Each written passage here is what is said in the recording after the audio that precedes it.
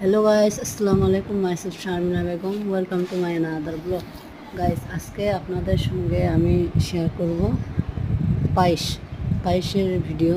সেটা হচ্ছে খুব একটা আনন্দের উপলক্ষে আমি বানাচ্ছি।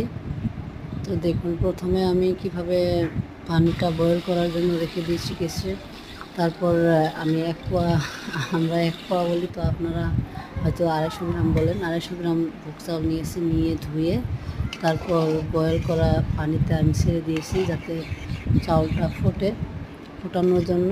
এখানে প্রথমে বয়েল করা পানিতে আমি চাউলটা দিয়েছি।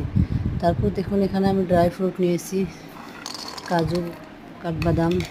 আপনাদের কাছে যা যা আছে, আমার কাছে দুইটাই আছে, তো আমি দুইটাই ইউজ করলাম। তো আপনাদের কাছে আরও যদি বেশি থাকে আপনারা বেশিও ইউজ করতে পারবেন। তারপর দেখুন, আমি এখানে দুধটা এখন বয়েল করে নেব যাতে দুধটা খারাপ না বাড়ায়, যার জন্য আমি প্রথমে দুধটা একটু গরম করে নিব।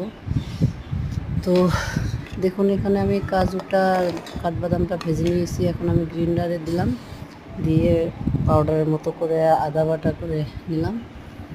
তাতে পায়েসটা অনেক টেস্টি হয় খেতে, অনেক আঠা আঠা হয়, অনেক স্বাদ লাগে। তো আপনারা দেখুন, এই যে চাউলটা অল্প অল্প ফুটেছে। যখন আধা আধা ফুটা হয়ে যাব, দুধগুলো গরম হয়ে গেছে।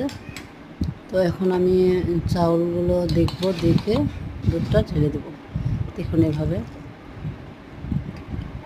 ঢেলে দেওয়ার পর আমি লাড়াচাড়া করব। একটু লাড়াচাড়া করে একটু কাঠবাদাম আর কাজুর পেস্টটা দিয়ে দেব একটু একটু করে। একবারে সব দিব না, একটু একটু করে দেব আর একটু একটু করে লাড়াচাড়া করব। তারপর দেখুন, কিশমিশ ভিজিয়ে রেখেছিলাম আমি আগে প্রথম থেকে, তো কিশমিশ দিলাম। তো এলাচি, তেজপাতা তো আমি আগে দিয়েছি, আপনারা হয়তো দেখেছেন। তো এখন আমি দেখাবো আপনাদেরকে পুরি। তো আমরা পুরি বানালাম এভাবে, দেখুন পুরিগুলো বানিয়ে এখন আমরা যেগুলো পেস্ট ছিল ড্রাই ফ্রুটের সবগুলো দিয়ে দিলাম, যেহেতু এখন পায়েস হয়ে গেছে। হয়ে যাওয়ার পরে এটা দিলে পায়েসটা কী হয়, একটু আঠা আঠা হয়, খেতে ভালো লাগে। আর এখন আমি লাড়াচাড়া করে দেবো, দেখুন এইভাবে।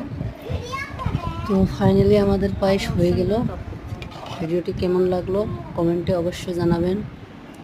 আর এভাবে যারা পায়েস বানাতে জানেন না, বানাবেন অবশ্যই, বানিয়ে খেয়ে দেখবেন, অনেক টেস্টি হয়। তো ভালো থাকুন, সুস্থ থাকুন। আসসালামু আলাইকুম।